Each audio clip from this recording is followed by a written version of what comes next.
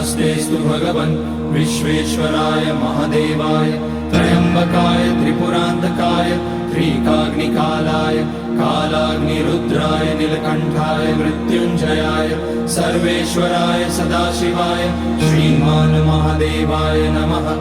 ॐ नमः शम्भवाय च मयोभवाय च नमः शङ्कराय च मयस्कराय च नमः शिवाय च शिवतराय च। ॐ त्र्यम्बकं यजामहे सुगन्धिं पुष्टिवर्धनम् उर्वारुकमिव बन्धनान् मृत्योर्मुक्ष्यमामृतात्।